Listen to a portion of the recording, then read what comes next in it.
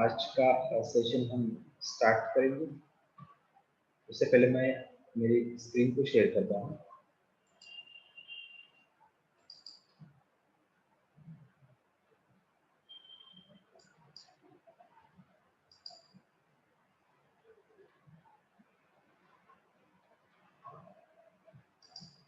हमने last lecture में data processing को स्टार्ट किया था, तो इसकी थोड़ी सी रिवीजन करेंगे। यहाँ पे डेटा प्रोसेसिंग क्या है,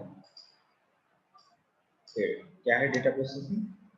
The collected raw material called data needs some processing or refining to make it useful। यानी कि जो आपने कलेक्ट किया हुआ जो रॉ मटेरियल है, जो डेटा है, उसको कुछ प्रोसेस करने की जरूरत होती है।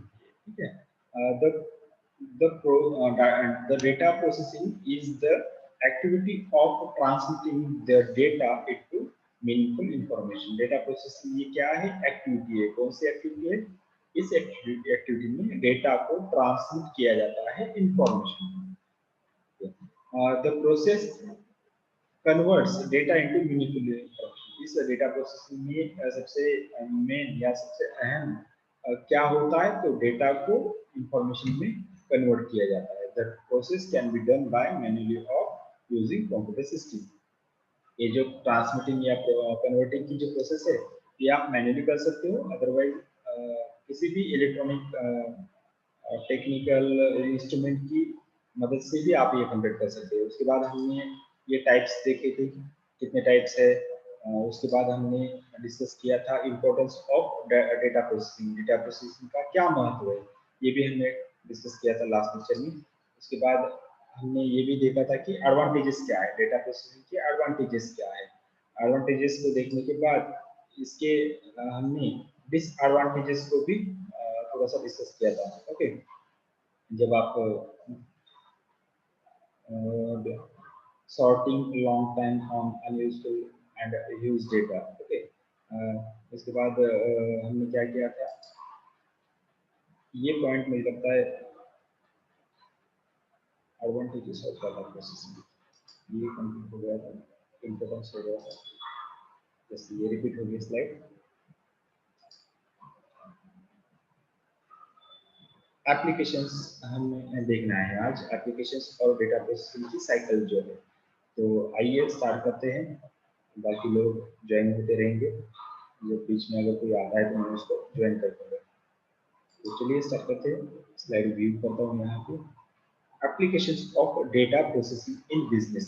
अब यहाँ पे हम पर्टिकुलर सेक्टर को फोकस करेंगे, यानी कि बिजनेस में कोई भी डेटा होता है तब उसके डेटा प्रोसेसिंग का क्या यूज होता है। Applications of use of data processing in business.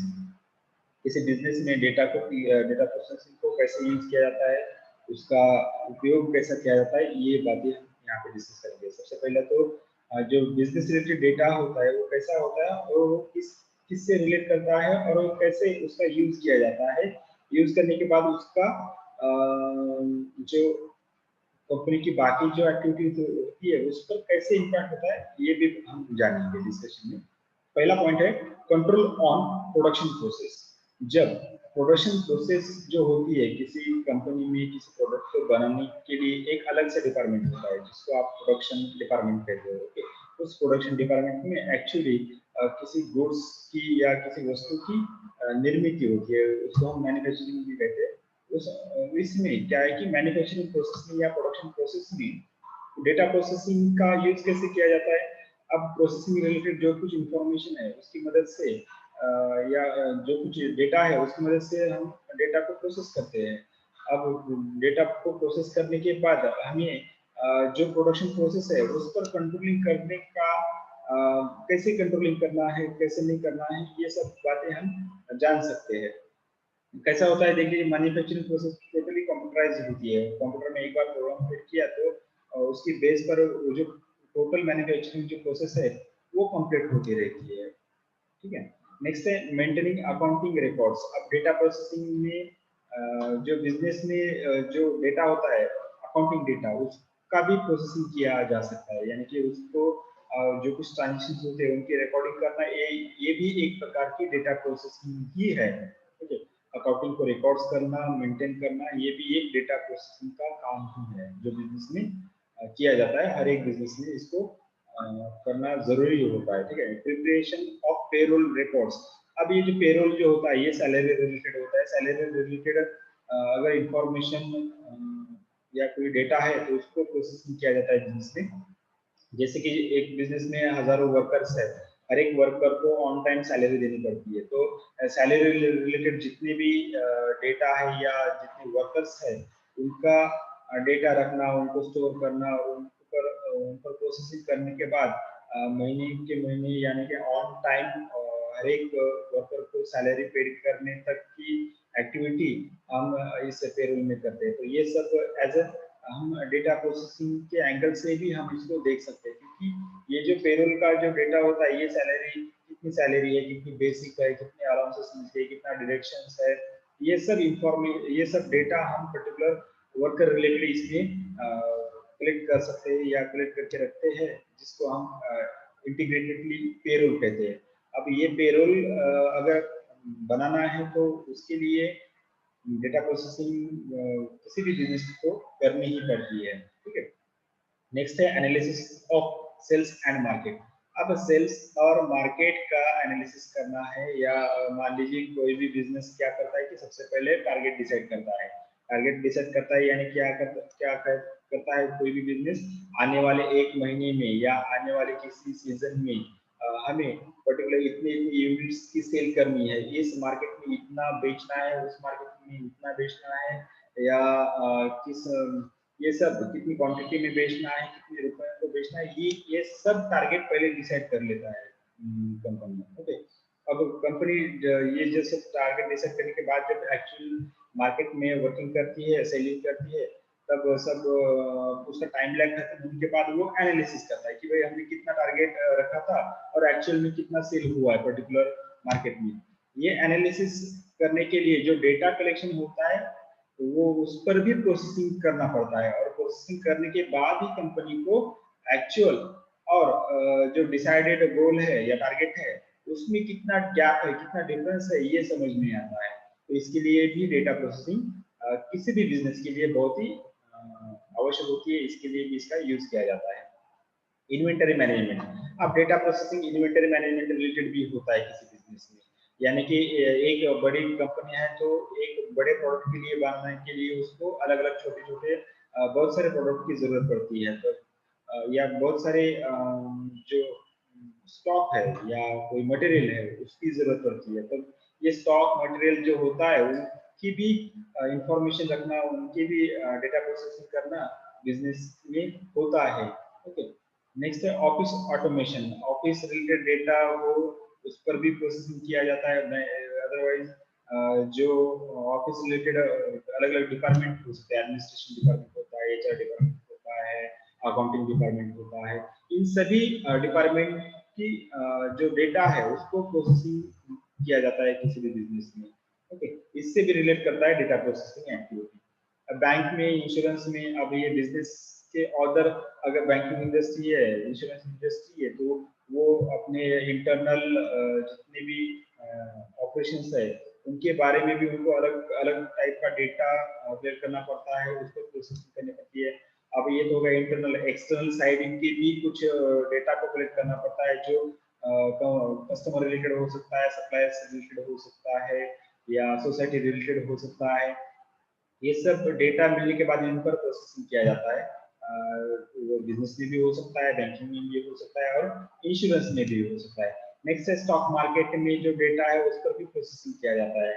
Stock market का डेटा जो ब्रोकर्स होते हैं, जो अलग अलग टाइप के ब्रोकर हो या बिजनेस हो या इन्वेस्टमेंट मैनेजमेंट कंपनीज हो, वो भी क्या करते हैं, डेटा स्पेशली जो स्टॉक रिलेटेड डेटा है वो कलेक्ट करने के बाद उसको प्रोसेसिंग करते हैं, और रिजल्ट यानी कि अलग अलग स्कीम्स जो होती है, सेविंग स्कीम होती है या इंश्योरेंस की जो स्कीम्स होती है वो या म्यूचुअल फंड की जो स्कीम्स होती है उनको प्रिपेयर करते हैं कस्टमर के लिए। ठीक है, बिजनेस डिसीजन मेकिंग। अब ये बिजनेस की डिसीजन की जो एक्टिविटी होती है वो एक्टिविटी टोटली डेटा प्रोसेसिंग या डेटा के ऊपर ही होती है, ऐसा हम यहाँ पे कह सकते हैं। क्योंकि कोई भी डेटा कलेक्ट करने के बाद, प्रोसेसिंग होने के बाद हमें जो इन्फॉर्मेशन मिलती है, उसके बेस पर भी क्या करते हैं, बिजनेस के जो एडमिनिस्ट्रेटर होते हैं वो बिजनेस रिलेटेड डिसीजन लेने का काम करते हैं। यानी कि जो डेटा प्रोसेसिंग की जो एक्टिविटी है, ये हर एक एंगल में, यानी कि बिजनेस के हर एक डिपार्टमेंट को छू कर आती है। यानी कि सब डिपार्टमेंट में इसकी ये एक्टिविटी करनी पड़ती है, तब जाके बिजनेस के जो अलग अलग डिपार्टमेंट्स है वो अपना अपना काम अच्छी तरह से कर सकते हैं। यानी कि जब आप थोड़ा सा डीप व्यू से देखेंगे तो डाटा प्रोसेसिंग की एक्टिविटी बिजनेस के हर एक एक्टिविटी में इंक्लूड है। ओके, इसको सिर्फ समझने की बात है कि किस प्रोसेस में या किस डिपार्टमेंट में ये एक्टिविटी चल रही है या चल सकती है। ये आप जब आप सोचोगे तो आपको ये एक्सपीरियंस होगा कि नहीं, इस प्रकार के डिपार्टमेंट में या इस प्रकार के एक्टिविटी में डेटा प्रोसेसिंग हो रही है। डेटा प्रोसेसिंग की एक्टिविटी हम अपने घर में भी बहुत बार करते हैं, मगर आपको वो सोचने की जरूरत है। अब ये डेटा प्रोसेसिंग की एक्टिविटी समझने के लिए हमें पहले इसकी साइकिल को समझना पड़ेगा। तो आइए चलिए हम इसकी जो डेटा प्रोसेसिंग की जो साइकिल है उसको समझ लेंगे, क्योंकि साइकिल समझने के बाद आपको पूरी एक्टिविटी जितनी भी होती है डेटा से लेके इंफॉर्मेशन तक, इन सभी एक्टिविटीज को आप समझ सकते हो। इसको आप बहुत अच्छी तरह से क्लासिफाई कर सकते हो। क्लासिफाई करने के बाद हर एक कंटेंट में किस प्रकार की एक्टिविटी आ सकती है, इसका क्लेरिफिकेशन आपको हो सकता है। तो यहाँ पर फोकस करो कि डाटा प्रोसेसिंग साइकिल किसे कहेंगे। ओके, तो यहाँ पे मीनिंग को समझ लेंगे क्या है वो। स्क्रीन पर थोड़ा कॉन्सेंट्रेट करो।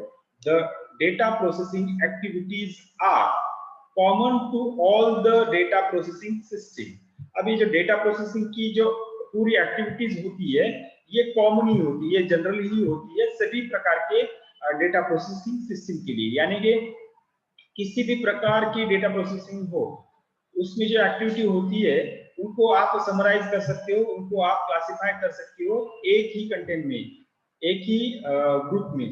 और वो जो हम क्लासिफाई करेंगे, वो जो ग्रुप हम क्लासिफाई करने के बाद हमें पता चलेंगे, वो हर एक प्रकार की डेटा प्रोसेसिंग साइकिल में कॉमन ही रहेंगे। वो कैसे, या आगे आपको समझ में आएगा। दिस ऑल एक्टिविटीज, यानी डेटा प्रोसेसिंग में जो जितनी भी एक्टिविटीज होती है, can be grouped in 4 functional categories. जो डेटा प्रोसेसिंग की सभी एक्टिविटी को हम क्या कर सकते हैं, ग्रुप में उसको बांध सकते हैं। और ग्रुप में बांधने के बाद हम उस सभी एक्टिविटी को 4 अलग अलग पार्ट में उसको डिवाइड कर सकते हो। यानी कि हमने जो लास्ट लेक्चर में जो एग्जांपल देखा था, लड्डू बनाने का एग्जांपल, वो लड्डू बनाने का जो एग्जांपल है उसमें क्या है, जब आप सोचते हो ना कि लड्डू बनाना है और बाद में उसकी जो कुछ लगता है सामान, उसको कलेक्ट करते हो, वो कलेक्टिंग सोचने की जो प्रोसेस आपने की या जो डिसीजन आपने लिया, उससे स्टार्ट होती है ये डेटा प्रोसेसिंग साइकिल। और जब आपने लड्डू बनाने के बाद, कंप्लीट होने के बाद, जो जिस डब्बे में आपने उसको सुरक्षित रखा है, वहां तक अलग अलग एक्टिविटी आप करते हो। इन सभी एक्टिविटी को एक ग्रुप में बांध दिया जा सकता है, और ग्रुप में बांध देने के बाद उसको हम 4 अलग अलग पार्ट्स में डिवाइड कर सकते हो। वो कौन से पार्ट है वो आने वाला सेंटेंस आपको बताएगा। ठीक है, all these activity can be grouped in 4 functional categories such as data or data input, next है data processing, third है data output and data storage। ये 4 एक्टिविटीज, एक तो डेटा इनपुट, दूसरा डेटा प्रोसेसिंग, तीसरा है डेटा आउटपुट और last है डेटा स्टोरेज। यहाँ पे 4 जो स्टेजेस हमने यहाँ पे देखे हैं, या कैटेगरीज या ग्रुप हमने देखे, कैसे है, 4 ग्रुप है, समझ लेना। जो जब आप इनपुट स्टेज में क्या होता है, एक्चुअल में डेटा प्रोसेसिंग स्टेज में क्या होता है, और डेटा आउटपुट में क्या होता है, डेटा स्टोरेज में क्या होता है, ये इसमें हर एक जो डेटा प्रोसेसिंग की जो पूरी एक्टिविटीज है, इन सभी एक्टिविटीज को इन 4 कंटेंट में डिवाइड किया गया है। हम एक एक कंटेंट को पहले समझ लेंगे, उससे आपको क्लेरिफाई होगा कि हर डेटा इनपुट में कौन सी एक्टिविटी होती है, एक्चुअली डेटा प्रोसेसिंग में कौन सी एक्टिविटी होती है, डेटा आउटपुट में कौन सी एक्टिविटी होती है, होती है, ये सब आपको समझ में आएगा। तो यहाँ पे हम फोकस करेंगे which is known as data processing cycle. अब इन्हीं 4 स्टेजों को मिलाकर हम कह सकते हैं कि it is a data processing cycle. यानी कि डेटा प्रोसेसिंग साइकिल में 4 स्टेज है, एक इनपुट स्टेज, दूसरा है प्रोसेसिंग स्टेज, थर्ड है आउटपुट स्टेज और फोर्थ है स्टोरेज स्टेज। इन्हीं 4 स्टेज को मिलाकर हम इसको कहेंगे डेटा प्रोसेसिंग साइकिल। ठीक है, आगे चलते हैं। इस डेटा प्रोसेसिंग साइकिल को साइकिल की जो पहली स्टेज है या पहला जो ग्रुप हमने यहाँ पे क्लासिफाई किया है वो है इनपुट। इसको आप इनपुट डेटा कहेंगे। इनपुट डेटा में किस एक्टिविटीज को हम इंक्लूड कर सकते हैं इसको समझ लेंगे। ठीक है, कॉन्सेंट्रेट करो स्क्रीन के ऊपर। Input data, it includes the activities required to record data and to make it available for processing। यानी इस एक्टिविटीज में, यानी कि इस डेटा इनपुट स्टेज में उन सभी एक्टिविटीज को हम कवर करेंगे जो डेटा प्रोसेसिंग के लिए हम भेजने वाले हैं। जो डेटा हम डेटा प्रोसेसिंग के लिए भेजने वाले हैं उससे पहले वाली सब एक्टिविटी इस इनपुट स्टेज में हम इंक्लूड करेंगे। The following steps are includes in the phase. यानी कि इस स्टेज में या इस फेज में क्या क्या इंक्लूड होता है, तो ये 3 एक्टिविटीज इंक्लूड होती है। वो क्या है? पहले तो चेक करो, दूसरा है वेरीफाई करो और तीसरा है वैलिडेट करो। यानी कि जो डेटा आपने कलेक्ट किया है उस डेटा को पहले चेक करो, बाद में उसको वेरीफाई करो और उसको वैलिडेट करो। यानी कि ये 3 स्टेज जो है, ये पहली जो फेज है या स्टेज है, ये 3 एक्टिविटीज इस पहली स्टेज में इंक्लूड होते हैं। ये आपको समझना पड़ेगा। अब लड्डू वाले एग्जांपल के पर सोचेंगे, इसमें क्या करना पड़ेगा आपको? आप बता सकते हो क्या लड्डू वाले एग्जांपल में इनपुट स्टेज कौन सा है या इनपुट फेज कौन सा है? यहाँ पे आपको चेक करना है कि अपने किचन में बेसन है या नहीं, अपने किचन में चेक करना है रवा है या नहीं, अपने किचन में चेक करना है शुगर है या नहीं, ये चेक करना है। ये एक्टिविटी इनपुट में आएगी। बाद में वेरीफाई करना है। वेरीफाई क्या करना है? हमें कितने लड्डू बनाने हैं ये तो हमें पता चलेगा कि अपने घर में कितने 10 आदमी हैं तो 10 को कितने लड्डू लगेंगे, तो उसके हिसाब से हमारे पास मटेरियल है या नहीं वो वेरीफाई करना पड़ेगा। नहीं, इतना बेसन इतना केजी है, शुगर इतना केजी है, इसको हम वेरीफाई करेंगे। ये एक्टिविटी क्या है? वेरीफाई वाली।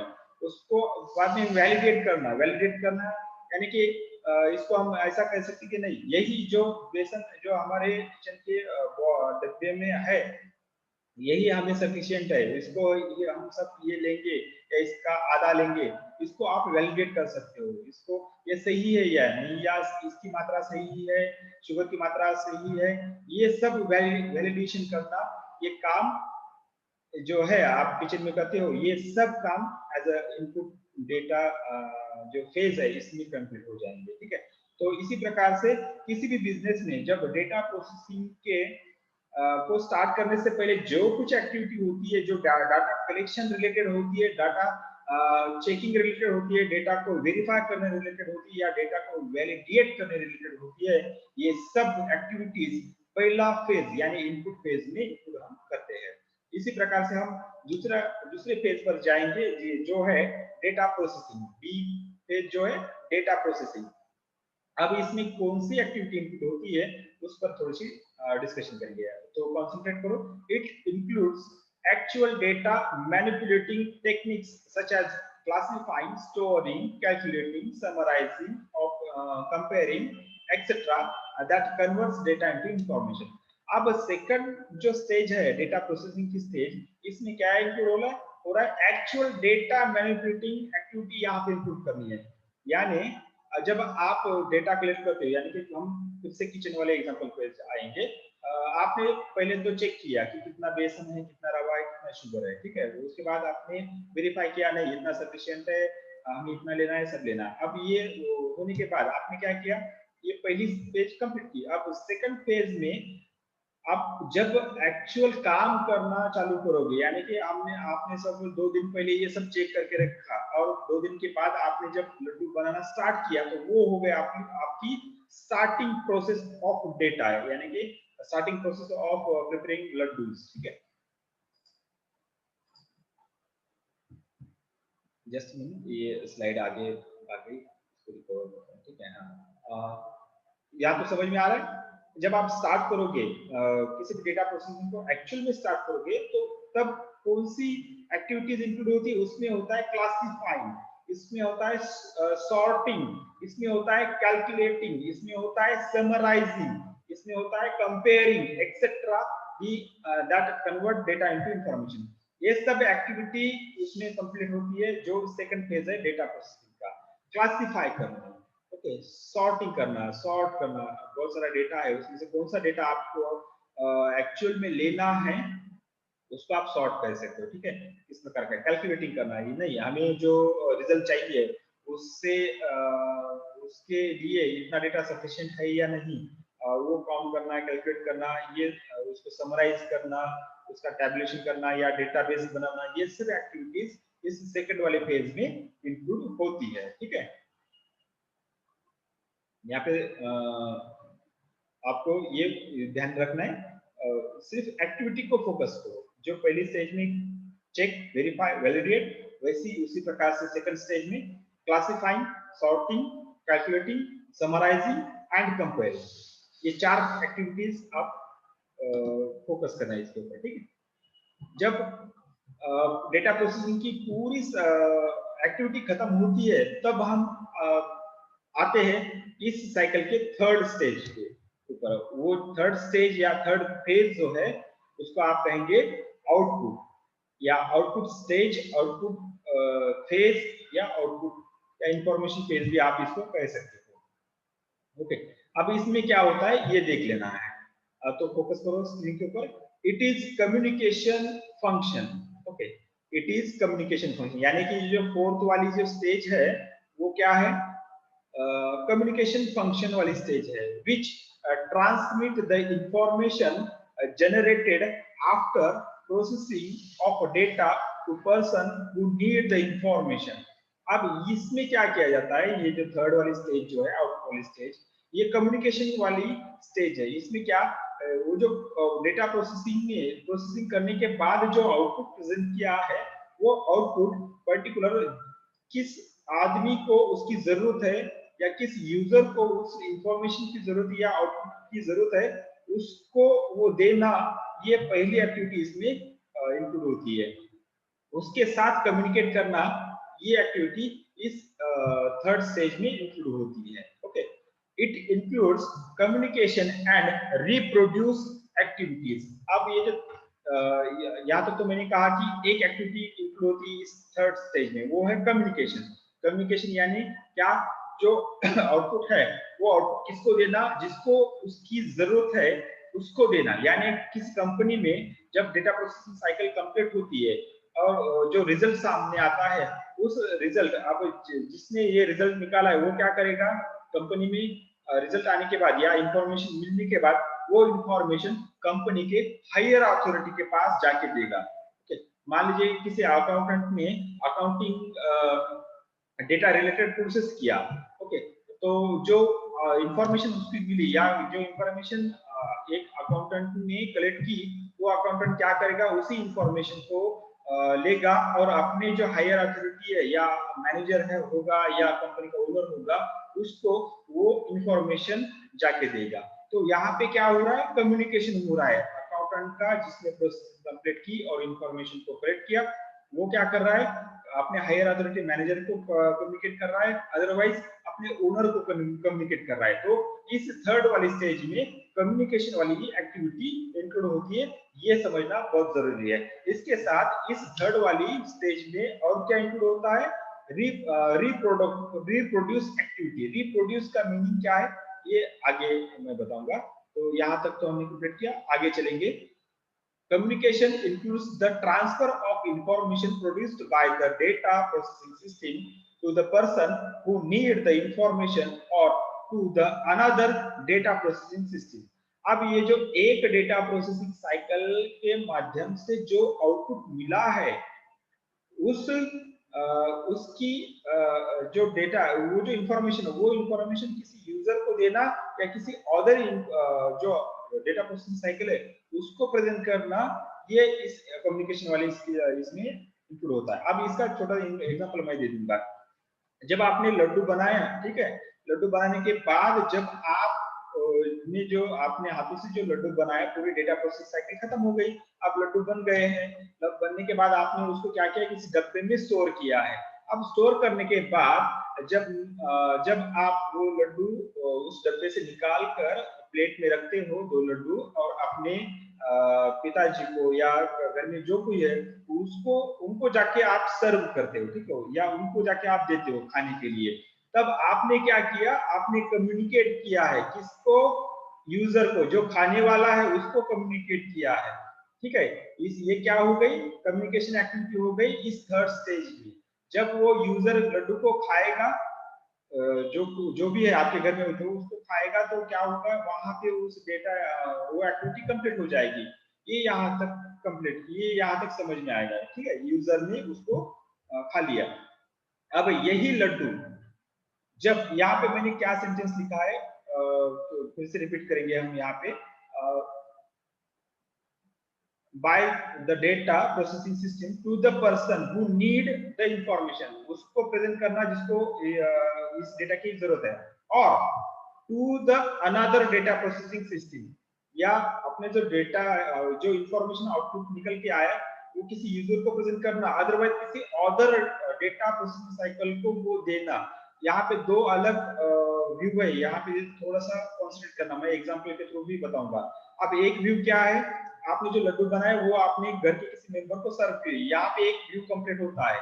दूसरा व्यू क्या है, जब एक डेटा प्रोसेसिंग साइकिल खत्म होने के बाद उसके आउटपुट जो है, वही आउटपुट किसी दूसरी डेटा प्रोसेसिंग साइकिल के लिए इनपुट बनता है। अब इसका एग्जांपल थोड़ा समझ लीजिए कैसे।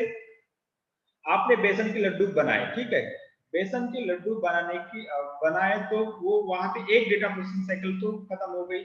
अभी उसी लड्डू की मदद से, जो आपने कंप्लीट किए, बहुत अच्छे बनाए थे, उसी की मदद से अगर आपने लड्डू लड्डू की मदद से, या उसी लड्डू को आपने किसी दूसरा पदार्थ बनाया, या दूसरा कोई आइटम आपने बनाया लड्डू के बेस पर, तो क्या हुआ, ऐसा मान लो कि आपने उसी लड्डू को दूसरी डेटा प्रोसेसिंग साइकिल में यूज किया, और उसके जो है दूसरा कोई भी आइटम आपने बनाया, ठीक है, तब यहाँ पे क्या दूसरा व्यू आ रहा है, यानी कि उसी आउटपुट को आपने किसी दूसरी डेटा प्रोसेसिंग के लिए एज ए इनपुट दिया है, यानी कि दूसरी जो आइटम आपने बनाया उसके लिए आपने लड्डू का इस्तेमाल किया है। तो यहाँ पे एक ही प्रोसेसिंग का जो आउटपुट है किसी दूसरी प्रोसेसिंग के लिए इनपुट बनता है। ये व्यू आपको यहाँ पे समझ में आना चाहिए, ठीक है। नेक्स्ट है reproduce means to make a duplicate copy of the information by manually और इलेक्ट्रॉनिक। रिप्रोड्यूस का मीनिंग क्या है, इस थर्ड स्टेज में दो एक्टिविटी होती है, एक कम्युनिकेशन, दूसरी रिप्रोड्यूस। कम्युनिकेशन की तो हमने समझ ली, अब रिप्रोड्यूस का क्या मीनिंग हो रही है, reproduce means to make a duplicate copy, यानी जब आपने आउटपुट मिल गया है उसकी एक कॉपी क्रिएट करना या जनरेट करना, जिससे, या उसको आप कार्बन कॉपी बोल सकते हो, कार्बन कॉपी, या एक अदर कॉपी क्रिएट करना। क्यों क्रिएट करना, अगर ओरिजिनल कॉपी डैमेज होती है या ओरिजिनल कॉपी कहीं मिसप्लेस होती है, तो आपके पास एक अदर कॉपी होनी चाहिए इसके लिए, ठीक है। इसको आप कहेंगे reproduce means to make a duplicate copy of the information by manually और इलेक्ट्रॉनिक। आप इसको मैन्युअली कहीं जेरॉक्स निकाल के रख सकते हो, या प्रिंट निकाल के रख सकते हो, या इसको पीडीएफ को निकाल कर आपके मेल पर रख सकते हो। यानी कि एक आउटपुट का दूसरा डुप्लीकेट आउटपुट रखना बहुत जरूरी होता है। क्यों जरूरी होता है, क्योंकि जो आउटपुट, जो इंफॉर्मेशन आपको मिली है, वो जो ओरिजिनल इंफॉर्मेशन कहीं मिसप्लेस होने की संभावना होती है, या कहीं गुम जाने की संभावना होती है, तो वो आपको मैनेज करने के लिए ये रिप्रोड्यूस की एक्टिविटी इस थर्ड स्टेज में की जाती है, ठीक है। आप ऐसा तो नहीं कि अभी फिर से लड्डू वाले एग्जांपल से हम इसको समझेंगे। रिप्रोड्यूस यानी आपने बहुत सारे लड्डू बनाए, आपने एक ही डब्बे में उसको रखना नहीं चाहिए, उसको क्या करना चाहिए, दो अलग डब्बों में रखना चाहिए। एक छोटे छोटे अलग अलग डब्बों में अगर आपने रख दिया तो वो सेफ भी रहेंगे, और आपको मैनेज करने के लिए वो हेल्पफुल रहेंगे, क्योंकि एक डब्बे में अगर खत्म होते हैं तो दूसरे में कितने बाकी है ये आपको समझ में आएगा। ठीक है, नेक्स्ट जो फोर्थ स्टेज है और जो लास्ट स्टेज है इस साइकिल की, जो लास्ट स्टेज है वो है स्टोरेज। इसको समझ लेंगे। It includes filing, storage and retrieve activity of data. अब इस जो लास्ट स्टेज है स्टोरेज वाली, इसमें कितनी एक्टिविटीज कंप्लीट हो रही है? एक तो फाइलिंग वाली, दूसरी स्टोरेज वाली, तीसरी है रिट्राइव वाली। ये तीन एक्टिविटीज इस स्टोरेज वाले फेज में कंप्लीट की जाती है of data and information for future use. अब ये क्यों की जाती है, स्टोरेज एक्टिविटी क्यों की जाती है? फ्यूचर रेफरेंस के लिए, भविष्य में हमें इसी इंफॉर्मेशन का या इसी डेटा का फिर से यूज करना पड़ेगा या कर सकता है, हो सकता है, इसलिए हम क्या करेंगे, इसको सेफली किसी जगह पर स्टोर करके रखेंगे, उसकी फाइलिंग करके रखेंगे, जिससे कि हमें जब आवश्यकता हो वही ऑन टाइम वो हमें मिल सके। ठीक है, storage can be done by manually और इलेक्ट्रॉनिक। अब ये जो स्टोरेज वाली प्रोसेस है आप मैन्युअली कर सकते हो। मान लीजिए किसी डेटा प्रोसेसिंग को कंप्लीट करने के बाद जो आउटपुट आपने रखा है उसकी एक जेरॉक्स कॉपी आप अपने कबर्ड में रख सकते हो या ऑफिस में रख सकते हो। ओके, ये तो होगा मैन्युअली। इलेक्ट्रॉनिक, उसी कॉपी को आप पीडीएफ कन्वर्ट करके आप अपने मेल पर दे रख सकते हो, ये होगा इलेक्ट्रॉनिकली स्टोरेज। तो ऐसी एक्टिविटीज इस लास्ट वाले स्टेज में आती है। रिट्राइव मींस टू रिकवर और find again the stored information. Retrieve का मीनिंग क्या हो रहा है यहाँ पे? रिट्राइव वाली एक्टिविटीज में क्या होता है? रिट्राइव वाली एक्टिविटीज में जब आपको आवश्यकता होती है तब आवश्यकता के टाइम, जिस टाइम आपको आवश्यकता है, नीड है, उस टाइम उसको रिकवर करना, उसको रिकलेक्ट करना, ये एक्टिविटी इसमें आती है। रिट्राइव मींस टू रिकवर और find again the stored information. यहाँ तक हमने जो डिस्कशन किया इसका जो फाइनल आउटपुट आपको यही समझ में आना चाहिए कि इनपुट में क्या क्या इनपुट हुआ है, इनपुट में क्या एक्टिविटीज इंक्लूड हुई है। एक तो चेक, दूसरी वेरीफाई, तीसरा वैलिडेट। ओके, वैलिडेट डेटा, ये इनपुट में कंप्लीट होता है। प्रोसेसिंग यानी कि सेकंड स्टेज जो है प्रोसेसिंग की स्टेज, इसमें क्या क्या इंक्लूड हुआ है? Classification, sorting, calculating, summarising and comparing, ये सब एक्टिविटी ये सेकंड स्टेज में इंक्लूड होती है। थर्ड स्टेज जो आउटपुट या इंफॉर्मेशन स्टेज है उसमें क्या है? Decoding, communicating, reproduce. अब डिकोडिंग, अब जो आउटपुट अगर सांकेतिक भाषा में उसको कन्वर्ट किया तो उसको डिकोडिंग कहते हैं। ओके, डिकोडिंग, डिकोडिंग की अगर ये अब ये कैसे होता है, ये किसी को इंफॉर्मेशन नहीं पता चले इसके लिए डिकोडिंग किया जाता है। डिकोडिंग यानी कि मान लीजिए कंपनी के रिलेटेड कोई ऐसी इंफॉर्मेशन है जो किसी को पता ना चले, तो वो क्या करेगा, जिसने इंफॉर्मेशन कलेक्ट किया है वो क्या करेगा, अपने मैनेजमेंट को देने के लिए किसी लिफाफे में डाल के उसको देगा, या जो इंफॉर्मेशन है या जो सिक्योर डेटा जो है उसको अलग लैंग्वेज में लिख के वो मैनेजमेंट को दे देगा, तो इसको डिकोडिंग कहते हैं। ठीक है, और लास्ट स्टेज में क्या इंक्लूड होता है? फाइलिंग, इलेक्ट्रॉनिकली और मैन्युअली। ओके, और बाद में रिट्राइव। अब ये सब एक्टिविटी आपको समझ में आई होगी, क्योंकि ये इन्हीं सभी एक्टिविटीज को हम क्या कहेंगे एक शब्द में? Data processing cycle. और इसी डेटा प्रोसेसिंग साइकिल को हमने 4 भागों में डिवाइड किया। जो पहला भाग है इनपुट, दूसरा है प्रोसेस, तीसरा है आउटपुट जिसको आप इंफॉर्मेशन भी कह सकते हो, और लास्ट है स्टोरेज। ये 4 स्टेजेस है, फेज है, क्लासिफिकेशन है, कुछ भी बोल सकते हो आप। तो डाटा प्रोसेसिंग समझ लेना, एग्जाम के लिए इम्पोर्टेंट है। मुझे लगता है 1 मिनट बचा है। अब 1 मिनट हमारा ये पॉइंट तो यहाँ पे खत्म होता है। हम मंडे को फिर से ऑन टाइम ज्वाइन हो जाएंगे। तो अभी के लिए हम यहाँ पे रुकते हैं। मुझे पर्सनली जो आपने टारगेट सेट किया है उसका मैसेज करना मत भूलिएगा। बहुत कम यहाँ पे अटेंडेंस दिखाई दे रही है। मुझे लगता है सबको मैसेज तो पहुँच गया है, फिर भी कोई कारण होगा जो हमारे साथ जुड़ नहीं रहे हैं। हम मंडे से बहुत अधिक लोगों को जोड़ने की कोशिश करेंगे। यहाँ पर आज हम रुकते हैं, कल फिर मिलेंगे, यानी कि मंडे को मिलेंगे। Thank you.